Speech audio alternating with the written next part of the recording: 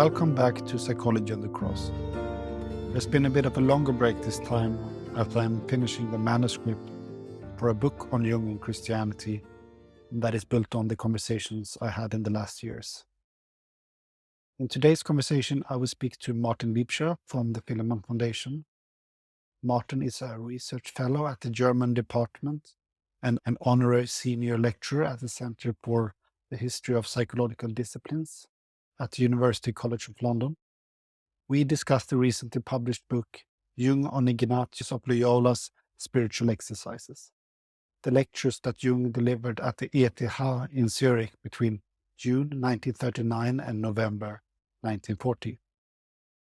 Martin begins by contextualizing these lectures in Jung's life and theory building, and gives an overview of Jung's activities in the 1930s. We discuss why this turn west and to European spirituality happened at this time, before diving into the visions of Saint Loyola and Jung's interpretation of these. We also discuss the work of Jesuit priest, philosopher, and theologian Erich Przywara, of whose writing about the exercises Jung built much of these lectures. Weaved into the conversations are also two of the most important visions of Jung. One from Christmas Day of 1913, where he identifies with being Christ on the cross, and the second vision of Christ on the cross that he had while writing on the spiritual exercises in the late 1930s. I just wanted to ask you a little bit about your background, Martin, and your academic work. If you could share a little bit about how it came about that you started researching C.G. Jung.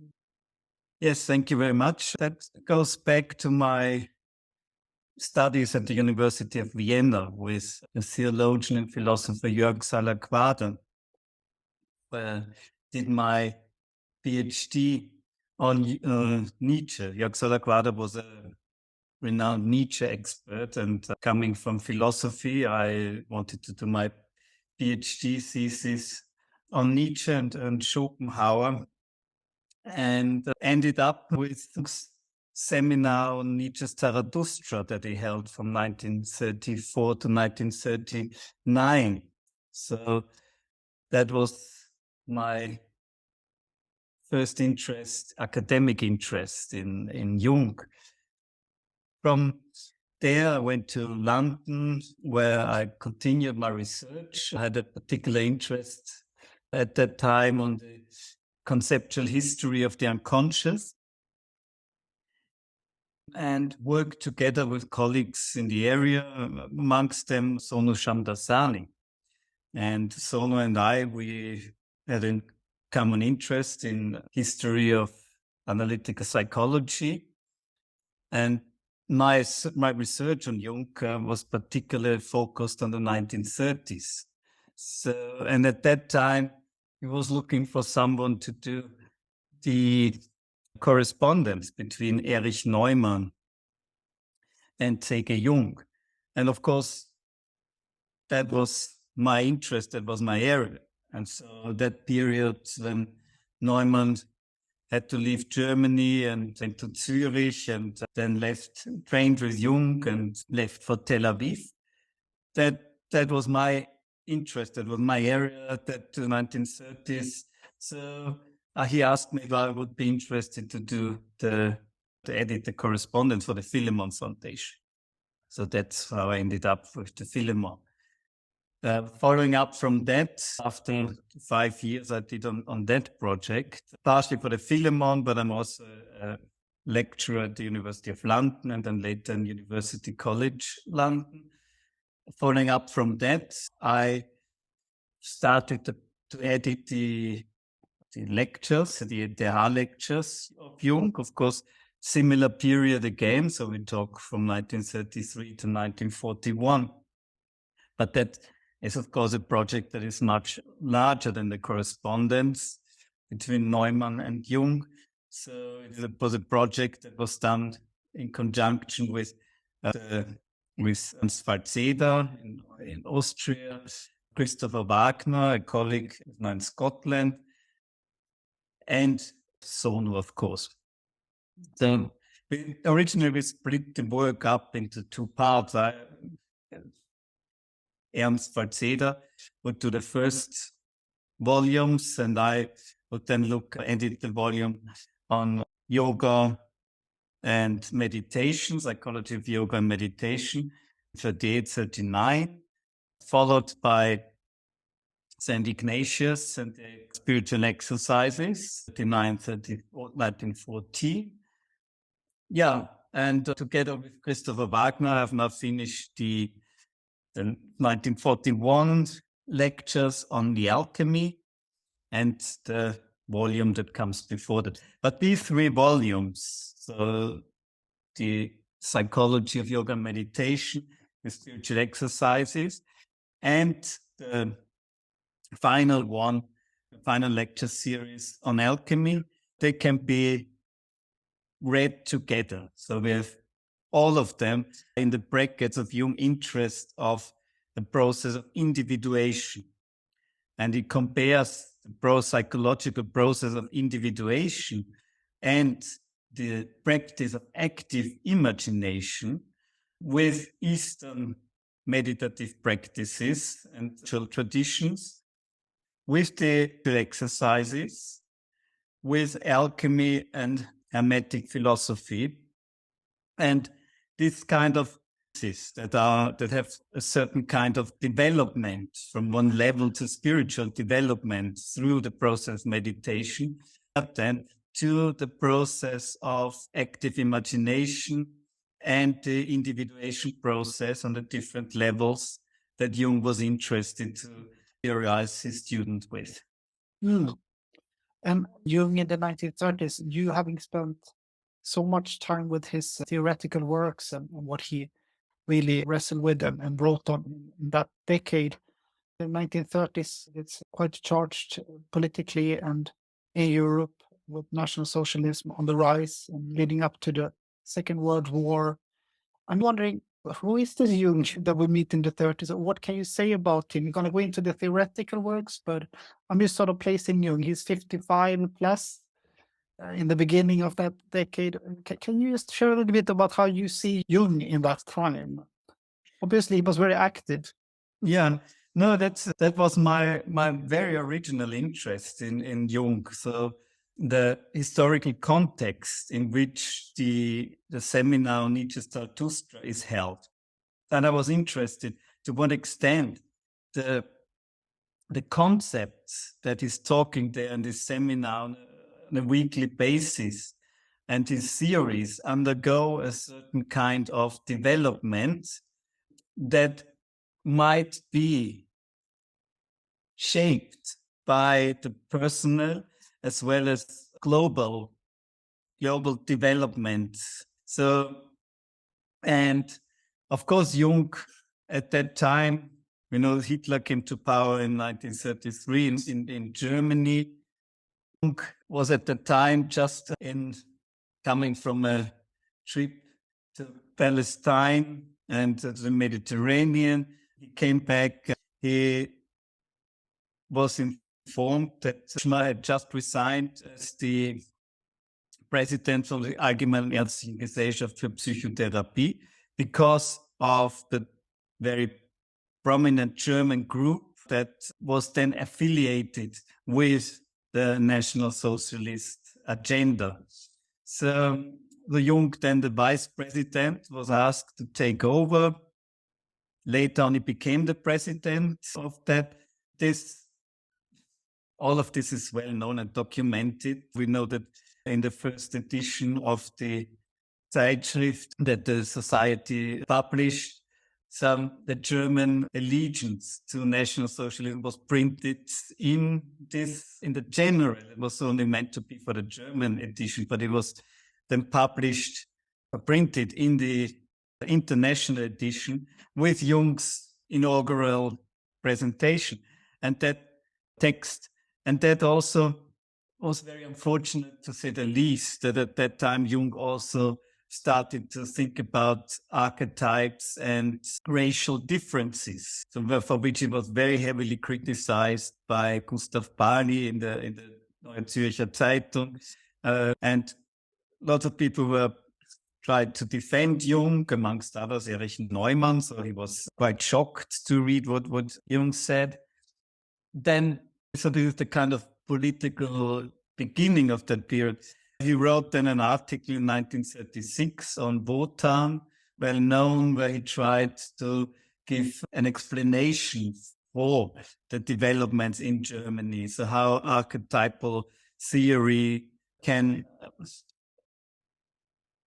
explain a collective movement as the one that happens in Germany. And he says that Christianity was planted on the remains of the Germanic faith, and therefore it was the Germans would be uprooted, had been uprooted because of this enforced Christianity upon them, and that would now come back, that we can see in the reemergence of Wotan. So that was basically his idea. He also said that it was Nietzsche and Zarathustra who foresaw all of that already in some pictures and images that he had, as well as in dreams that we know from his time, from his sister when he was young. Then, so this is the political thing. Then for us, interesting, of course, is the ETH lectures. So after 20 years of not lecturing and not being involved in academic teaching, he comes back to the ETH. He hasn't first taught at the University of Zurich, but now at the ETH in the Freifächer section, so the free subjects for technical students. He's teaching there from 1933 to 41, as I said. He's internationally successful, he's nice, renowned at that time. Yeah, what else can we say about the 1930s? It is, in a way, in his theoretical thinking, we have the end of the 1920s, and therefore somehow the end of the active work on the Liber Novus. So now, in 28, 29, he starts to work together with Richard Wilhelm. That is his first interest, not his first, but this is where his interest in alchemy starts to get hold of him. He's then, during the 1935 Erasmus lectures, he starts to introduce his audience, his followers, to his interest into alchemy. He's also then, 1977, he starts to write a book on alchemy and the syzygy motive, which I'm just working on and hopefully will come out soon. Yeah, this interest in alchemy, that this change of focus is going to India in 1938, and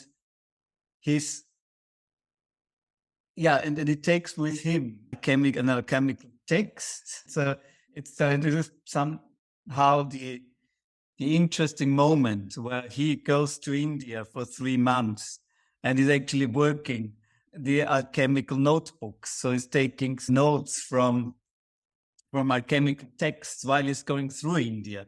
But then in the midst of these notebooks, we suddenly find Indian drawings, observations from the temples he's observing.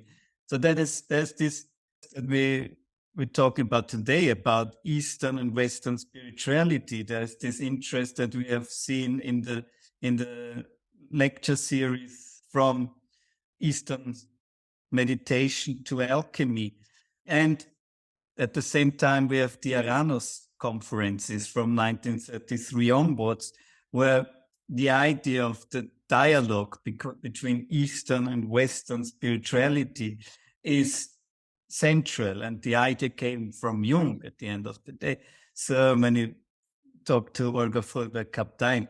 So that is a new interest. It's a change, not a change in a way, but it is a new focus that we can say in the 1930s. It's taking what he has done so far, putting it into a new frame and somehow the outlook to his work, then Psychology of Alchemy, Mysterium Conjunctionis, to the later Jung. So therefore, these 1930s are theoretically one of the most interesting decades. But also it's the decade where he does not manage to write a monograph on its own. So it is, maybe he was too busy, but it also is the idea that it was a very fluid time. So he tried to write this book, but it is a fragment and it finishes after 100 pages.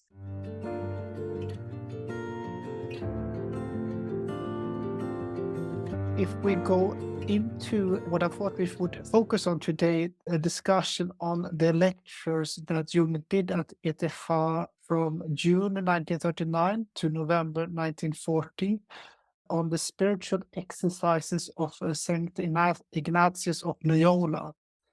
I know that you're not a theologian or an expert necessarily in Saint Ignatius of Loyola, but could you say something short about him and these exercises, just to give context for those who listen, who might not be as familiar with his ideas? As you said, I'm not a theologian, so I wrote my PhD with theologians at the theological faculty. That was interesting at the time. But yes, well, first maybe to say why Jung came to talk about Ignatius of Loyola, maybe.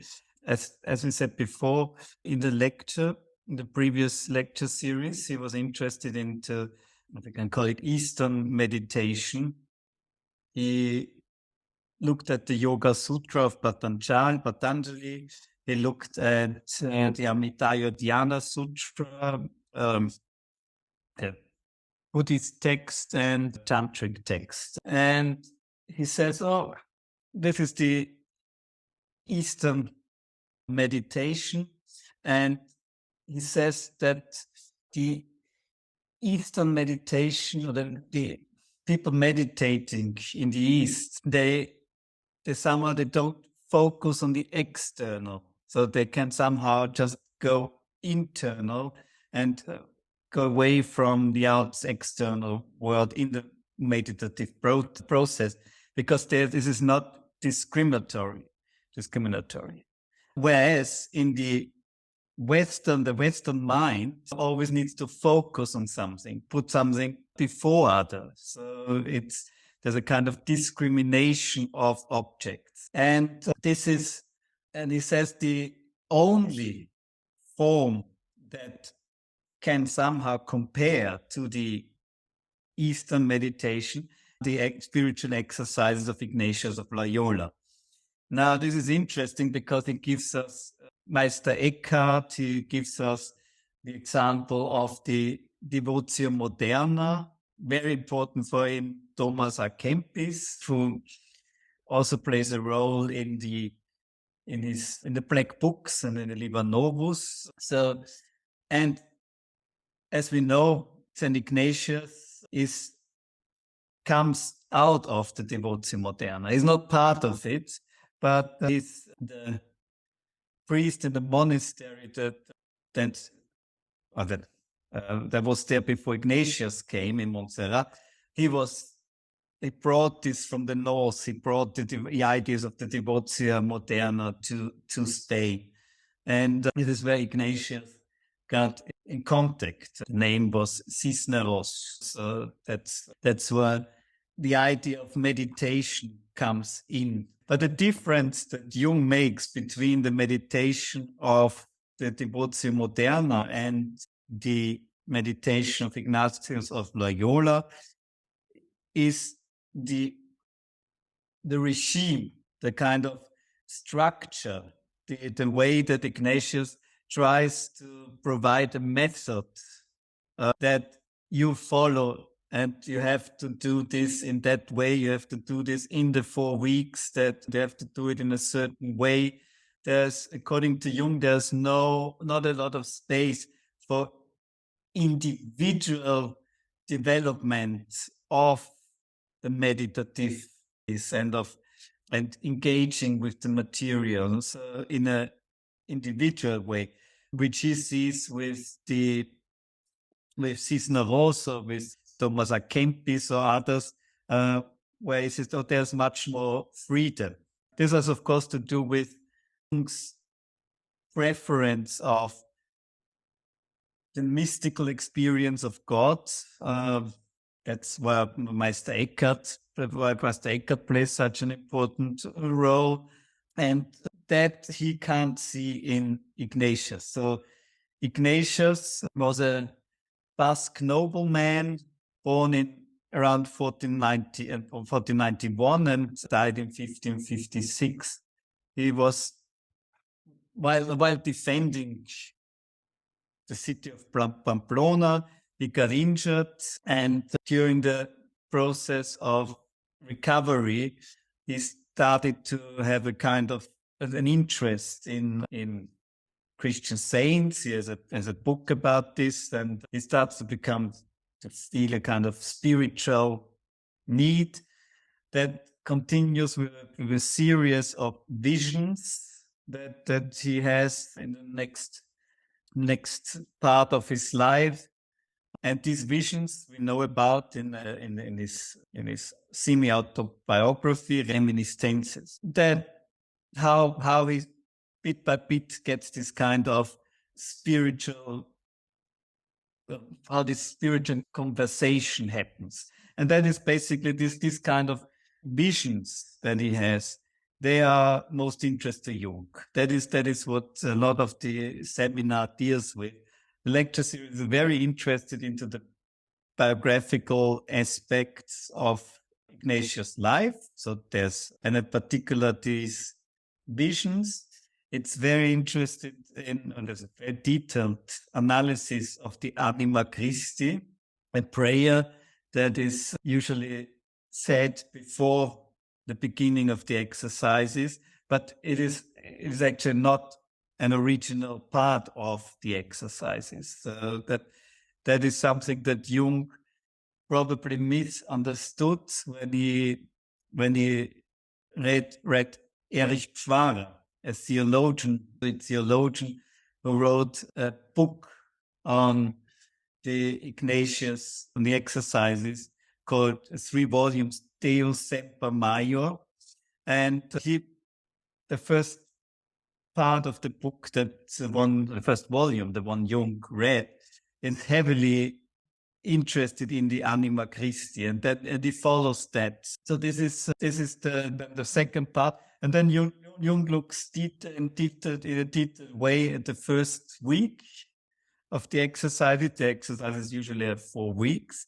The first week that has to deal a lot with the question of repentance, sin, so where Jung can link it to the question of shadow work. So that and there he talks a lot about this relationship, and he also is interested in the similarity between what he calls active imagination and the part of the exercises where you are asked to use all your senses and all your mind and your feelings and your senses to imagine yourself in certain situations of the life of Christ, or of in the second week, or in the first week. There's one part where you are asked to concentrate on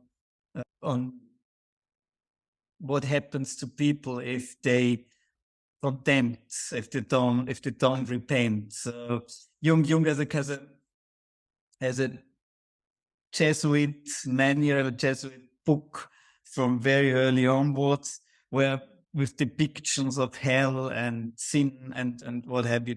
And Jung is making this point very clear. So you have to smell everything, you have to see it, you have to feel the burning, and so that for sure not what the spiritual exercises are meant to do. But that is kind of this view of negative, or this kind of depiction of what the Jesuits do. That is something that we find also already in the literature that Jung chooses. We find it in his background. So, of course, Jung coming from a Swiss pastoral background. His father was a Reformed pastor, and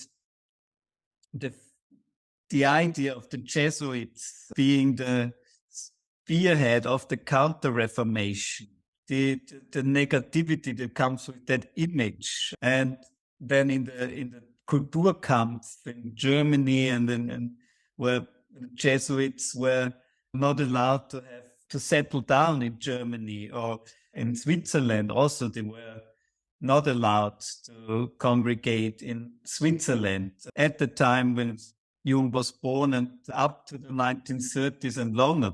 So even so that in the 1930s when Olga Fröbe-Kaptein wants to invite Jesuit, Jung was in prominent Jesuit and brother of Karl Rahner, who then spoke at Rahner's conference, but also they went contact. There's a correspondence between Jung and Hugo Rahner. Very interesting correspondence about the early Christian, the church fathers and patriarchal text. Olga Fröbe-Kaptein wants to invite, and he writes that we have to be careful because there's still this kind of prejudice towards Jesuits. We don't want to come into a certain light and so on. So that kind of background is there, and that we know from Jung's very early memories. One of the first things that we have in Memory Streams Reflection, Jung's semi-autobiography, is actually this fear that he talks about when he overhears one day his father and his family members talking about the Jesuits and how dangerous they were and so on. And then he sees one day a priest coming into the village in what he thinks is a Jesuit, close to the Jesuit. And he has this horrible fear of connected with that in his little mind. And that is one of the first things that we know. And then he goes on and says, until many years later, when I was in Vienna and St. Stephen's, I was always connecting the Catholic Church with the Jesuits and with sacrifice. And so this is a very interesting personal feeling that he has connected to the Jesuits and to Catholicism. Later on, that changes completely. He is really interested in Roman Catholicism. Yes, after 1945, he meets with a lot of priests and theologians, and that changes. But in the 1930s, there's still this kind of background that we have to see when he's talking about this, and he's using the translation of Philipp Funk, who belonged to the modernists within the Catholic Church and was excommunicated and had to leave the Catholic Church. He invited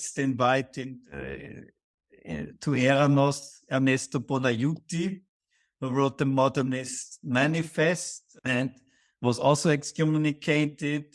And they asked him to talk about the spiritual exercises at the Eranos.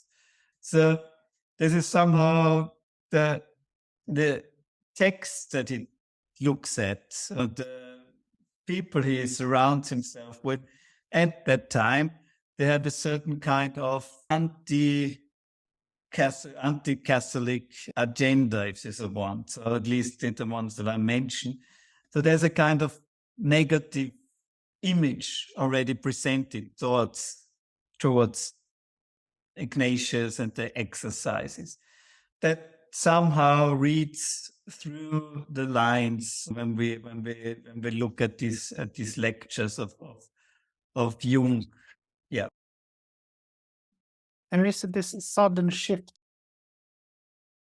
from having spent time in the end of the 1930s on Eastern practices of imaginary practices, meditation practices. And there is this sudden shift to decide to dive into something Western, to Saint Ignatius, to something European. And we know that when Jung came back and when Jung went to India, that he had that important dream that he shares in MDR about the Holy Grail, that he has to save the Holy Grail in that dream. And he sees that dream as somehow that he needs to come back to Europe and focus his attention again to matters closer to his own culture. I'm just wondering how you see this sudden shift, if you also see that having to do with that dream that Jung had, which he shares in MDR, about shifting focus in a way or returning back to the West, or is there other reasons that you might see that he suddenly picks up and Saint Ignatius and decides to put his attention there? I think you're quite right to mention that dream. I don't really have an answer to that.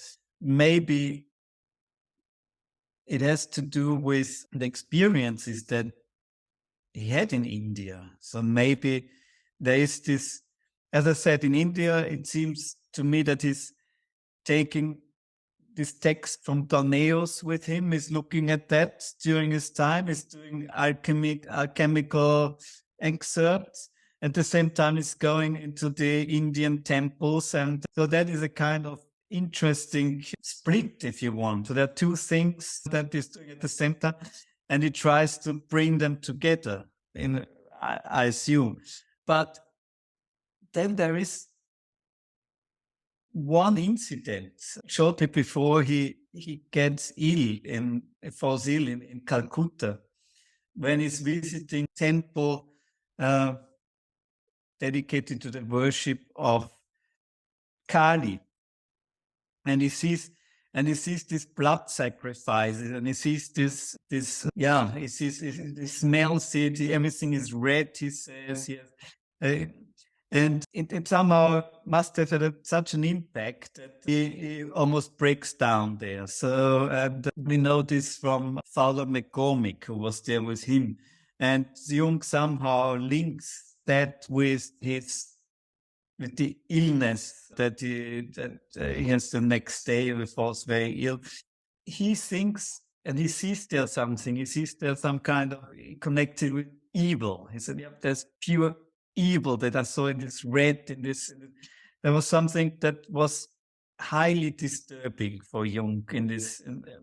And on the other hand, Jung says you have to put your finger on those things, press your finger on those things that cause that kind of feelings. So there's an interesting passage in the Nietzsche's Zarathustra, and it's in a seminar, Nietzsche's Zarathustra, on the chapter of the pale criminal. And Jung says, I never liked that chapter. There's something very, very disturbing in this chapter. And I recommend to everyone who comes across a section or a part that has provoked such a feeling in you or some kind of reaction in you, that you have to press your finger precisely on that section and look at it and see why is that so disturbing. Interesting enough, he does not do this in the seminar. So he's not talking about this and why it is disturbing to him personally. Anyway, coming back to the Indian experience of the Kali temple, I saw how he's coming back then, and he's doing the seminar on Eastern meditation, and he's somehow reflecting via his notebooks on things that he has seen there. And might it also be the case that this experience told him actually to connect maybe more with the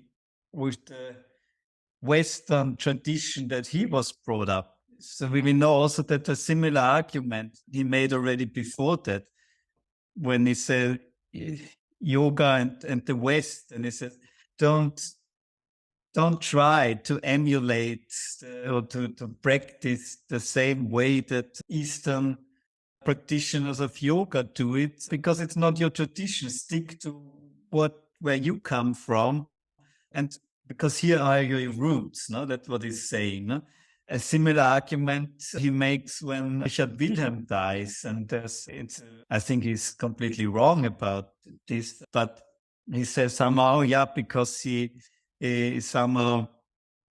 because William was a missionary, a very devoted Christian. And because he went to the East and he was so influenced by these Eastern Buddhists and Confucius ideas that this disconnect when he came back to Germany with Christianity somehow caused problems and would finally lead to that. But then I think it is not fair to Wilhelm, but it is in the same kind of line of argument when he says, and actually you have to stick with your roots, and maybe this is what provokes this sudden shift. But it is really interesting because you would think he's finishing the lecture series of that term,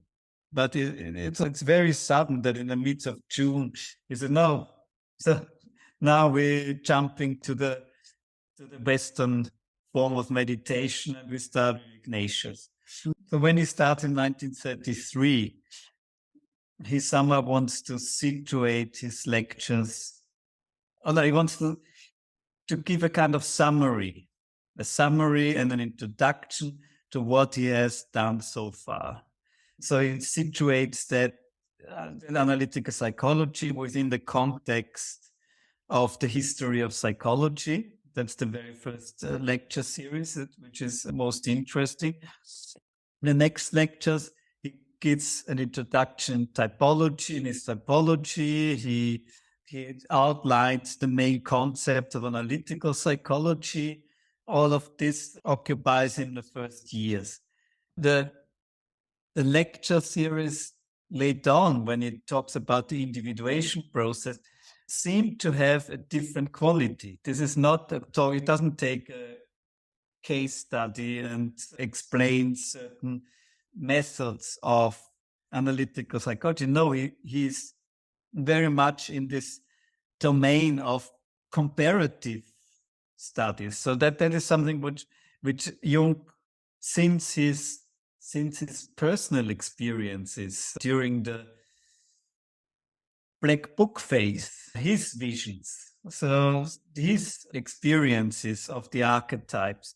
So somehow, after the decades afterwards, are there first to conceptualize this, to give a kind of method to something that doesn't have a method necessarily, but to make it understand and comprehensible to people who will then practice analytical psychology and this form of therapy.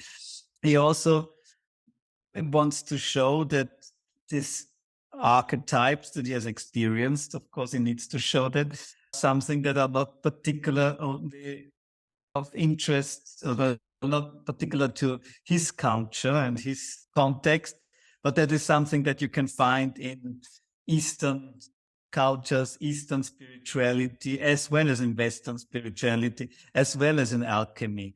So this is what he wants to show, what he focuses on, and therefore these three lectures are somehow unique in the way they present material that you don't have in other periods of his theoretical engagement. So the exercises, spiritual exercises, this is the only time that he really talks about them in that detail. The Amidana Dhyana Sutra, he actually uses later in 1943 for a presentation, but it's all coming from the lecture series.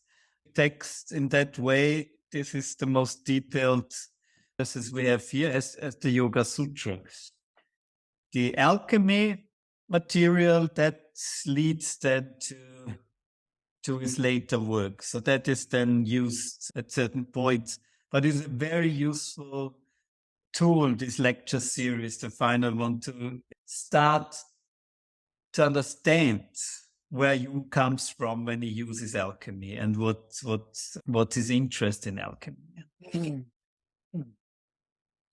And I heard you say, and I know that you emphasize in your introduction that there's also a more personal level to these lectures on Saint Ignatius of Loyola, which has to do with him indirectly. You're saying, making comparisons between Loyola's visions that has been accounted for in these reminiscences in the semi-autobiography, and Jung's own visions in 1913.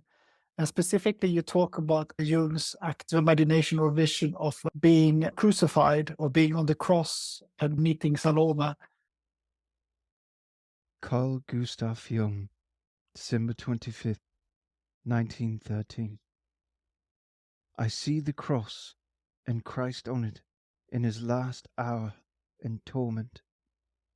At the foot of the cross, the black serpent coils itself. It has wound itself around my feet. I am held fast, and I spread my arms wide.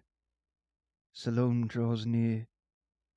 The serpent has wound itself around my whole body, and my countenance is that of a lion.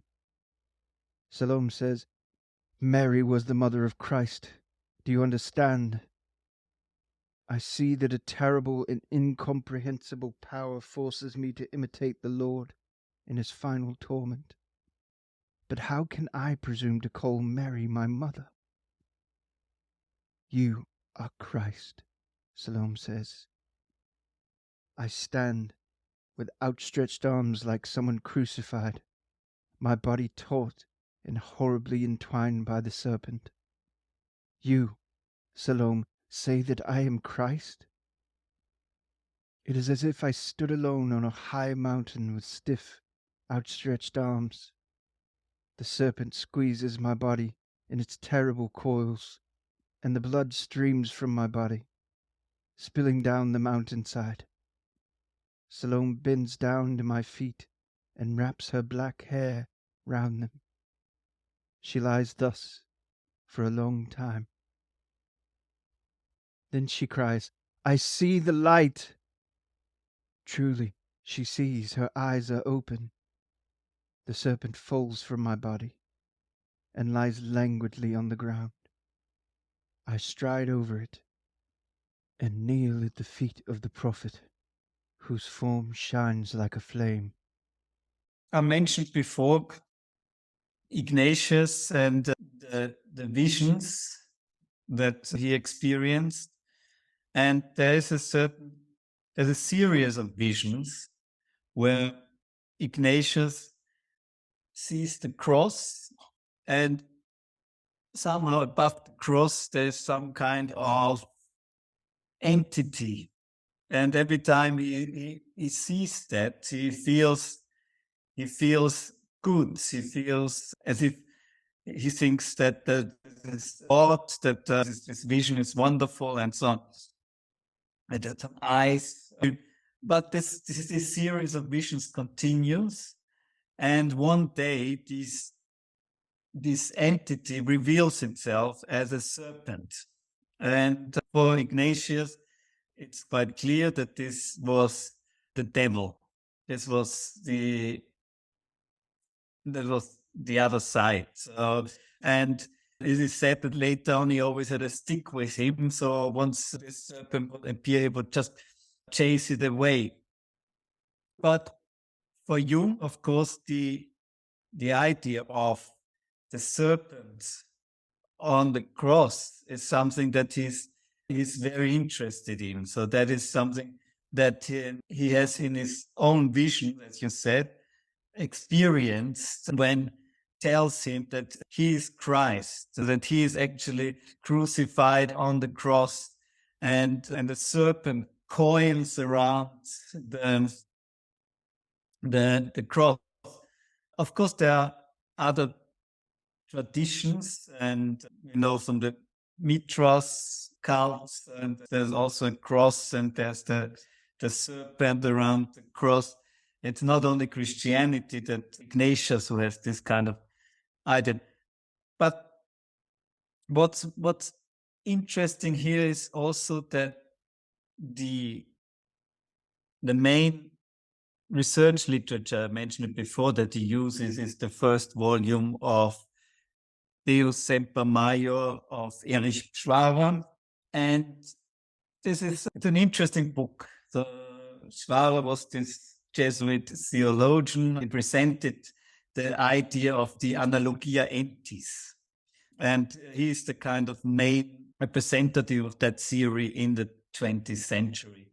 He was quite renowned, quite well known. He and Karl Barth, for instance, on the Protestant side, they would regularly have conversation with each other, of course not agreeing, but just to give you a kind of level on which Przywara as a theologian was in the 1930s.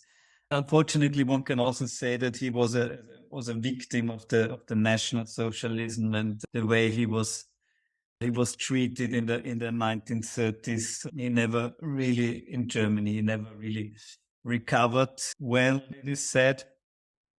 But this book is it's an interesting way that Przywara writes. It's on one hand, it looks like a meditation. You think it's a meditation on the exercitia spiritualia, or the way that it should be. But then there's a lot of references that he doesn't give you, a lot of Aquinas, a lot of theological knowledge that you would need to go through that text. So it's a very difficult text. But what Przywara talks about at a certain point is he meditates on the cross. So he talks about the cross, and he talks about the tension between the above and the below, between the good and the evil, between the spirit and the flesh, and how in the human being there's a kind of gap opening, and the human being somehow being torn apart between these different opposites needs to bring them together. So when he is following Christ, or is on the individual is on the cross, then he is somehow uniting this tension, holding it together, and healing the gap that has been opened through the thing. And that idea that Przywara talks about here, of course, when Jung read this, it must have had some kind of impact, and would remind him on precisely the same experience that he had as a vision. And so the idea that the unions need to be brought to the opposite needs to be united, and that in the middle of that cross point is the human being. In that case, it's Jung himself in this vision, bringing these things, this opposite together. So therefore, I assume that Przywara's meditation on the anima Christi in that case, and on the exercise of spirit of Ignatius of Loyola, has this personal connection with Jung's vision. Yeah, and then when you're writing about that in your introduction, you do bring in some, I don't know if I should call it interpretation, but you do discuss these two visions, how they relate and how they differ. But you also speak about this interpretation of Ignatius' visions and how they relate to a moral struggle. Is there something more you can say about that? Isn't it the case that Jung also sees, let's say, the visions of Ignatius as that Ignatius has not fully understood the message in a way, or that Ignatius has not fully integrated this, while it seems to me in that text in the introduction that you're making a point about the question of a moral judgment in this situation of being crucified. I think the point that Jung makes is what I said at the beginning, is that Ignatius, coming from a certain tradition, and being a Christian and being familiar with the dogmas of Christianity gives a certain interpretation of these visions that is in accordance with the church teaching. And that, for Jung, prevents him of understanding and connecting to these images that he sees before him. So he talks, that is, a lot about the question, about the symbol of the serpent. And he says, yeah, it was for Ignatius, it was immediately clear that that is the evil one, that serpent. It can't be anything else. But then Jung says, even if you're familiar with the Bible, you might find in Exodus the portion where Moses put up a stick and put a snake on top and says, oh, if you look at that snake, you will not be bitten by the snakes in the desert. So, and Christ then later refers to this passage in the gospel. So that there is a kind of healing aspect to the serpent that we have with Asclepios, that we have with the Kundalini yoga, the idea of the serpent that is lying dormant in the Muladhara chakra and then is awakened. So he says if Ignatius would have been aware of these aspects, then he could have linked with a certain part of himself, and that is the healing part. He was in a healing process. His body was healing after this injury. The serpents are indicated, according to Jung, the healing process, and not necessarily the evil one threatening him spiritually in his spirituality. So there is a certain kind of what Jung calls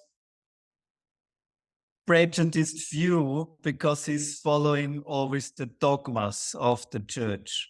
So what I'm arguing in the book, in the introduction somehow, is there a certain dogma that Jung is following in his reading. So it's the kind of scientific dogma that Jung is following. It's the kind of prejudice that he has when he's interpreting his visions. So it's the kind of, at the end of the day, the second layer of the Red Book, of the Liber Novus. What is it doing? It's trying to make some kind of, to give meaning to his visions within a kind of rational, scientific context. What is it doing when it's later on trying to conceptualize certain experiences that he has? Is there a kind of dogmatic structure that is at the base of the way he views his experiences? So this is so much different to Ignatius. So it's not Jung, a child of his time, in the same way as Ignatius was. That was my question. I'm not saying that I know the answer. I was just presenting that in a way to something that people, when they read these things, they might also look at that and maybe find an answer for themselves. But it's just a suggestion how to read these things. I find it very interesting and very insightful. I mean, a full introduction, surely, but when you also allow yourself to present these thoughts, you're writing there in the end of the introduction, and just to clarify what you already said, actually, that through this interpretation of Ignatius' visions, Jung was able to claim that Ignatius had been too dogmatic to reconcile the two visions. Jung instead had embraced the venomous serpent to tempting pleasure in the appearance of Salome, and had reconciled it with the healing power of the cross, hence reaching a high estate through the union of the opposites. So there is this sort of, maybe not competition, but yeah, there is some question of who's, I don't know, most enlightened, or who has brought the opposites together. But also based on just on what you said, that I think it's another sentence there that from the introduction when you say about Jung that he tried hard to appease his visionary experiences with modern science in the same way as Ignatius tried to do with the Christian dogma. Yeah, Mm. that's Yeah. true. At the time then of preparing the seminars, especially then as Jung is diving deep into the Anima Christi meditation or prayer of Ignatius, as well as Przywara's meditation on it, that's when Jung has his own vision of Christ. Yeah, a vision of Christ waking up in the night, and have a vision of Christ on the cross, or a cross. And he shares this with Angela Jaffe, and it's in Memory Streams and Reflections. And you start your introduction by quoting that vision that Jung has as he's preparing these lectures of a Christ on the cross, and specific color.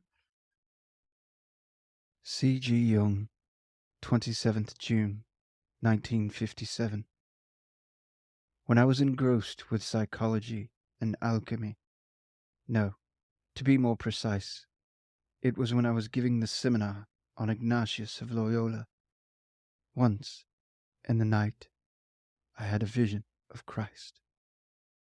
One night I awoke, and there, at the foot of the bed, I saw a crucifix, not quite life-sized. It was very clear and couched in a bright light. In this light, Christ was hanging on the cross, and then I saw that it was as if his entire body were made of gold, as if of green gold. It looked wonderful. I was scared to death by it. Just then, I was particularly engrossed by the Anima Christi prayer. There is a very beautiful meditation by Ignatius on it. I was wondering if you could say something more about this vision, or something about how you yourself understand that, having spent so much time with this. To be honest, it's such a beautiful vision that I think I say about this somehow would be diminishing. I don't think that this means this needs my interpretation.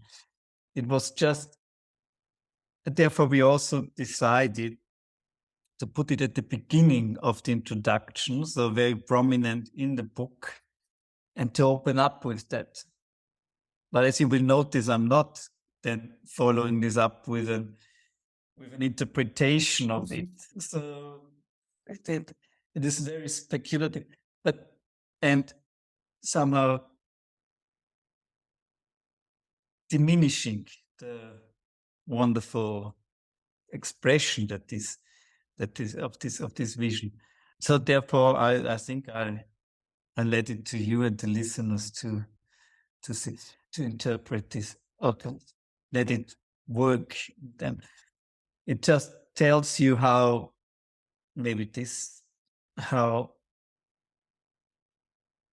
deeply influenced. I don't like the word influence. How affected Jung was, and how his soul was while working through this text of Ignatius, and that this had some impact on him personally.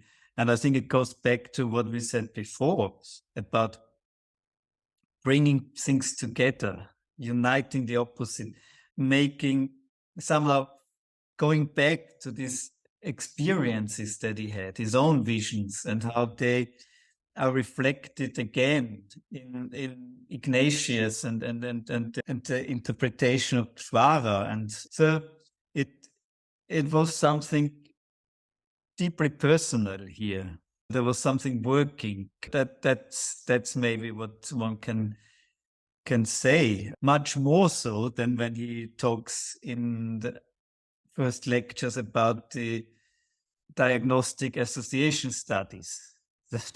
But there's a different quality, a personal quality in these lectures. When you read it through that angle, they tell you maybe a lot about Jung and about him personally, as well as about his theory of active imagination and individualization process.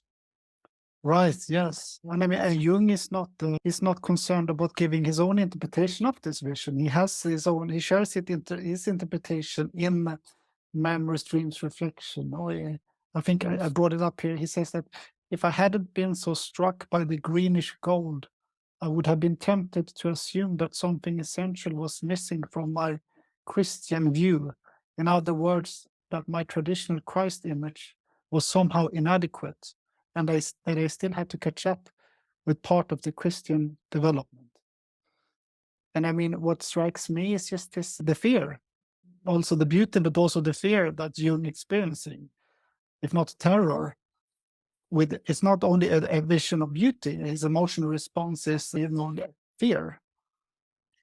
Yeah, no, and if you read Rudolf Otto's book on Das Heilige, sacred, takes this idea of the numinous character of God, there is this idea of fear on one hand and reverence on the other. So it's both. So along those lines of this understanding of the sacred, along the lines of numinous understanding, I think makes absolutely sense that this vision of beauty and of wholeness also has a kind of fear.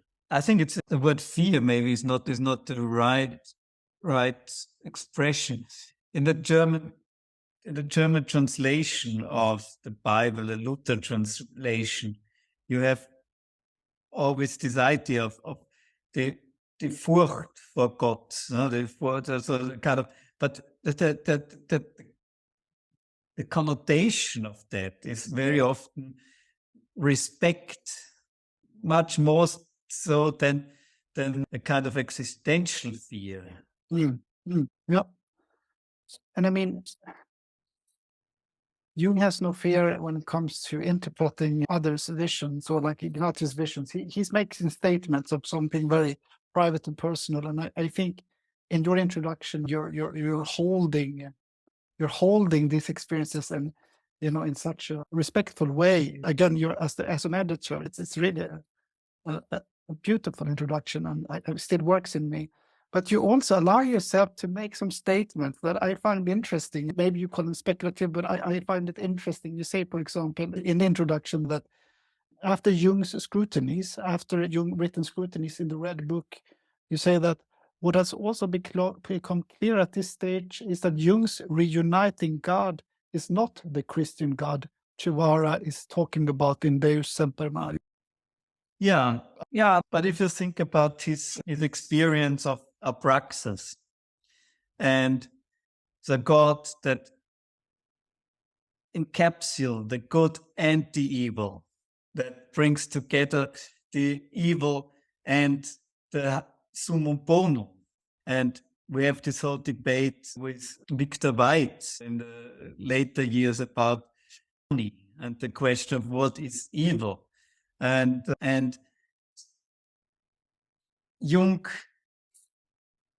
Jung's God image that he has is in that respect bringing the evil together and making a part of his God, of his personal God. And that is where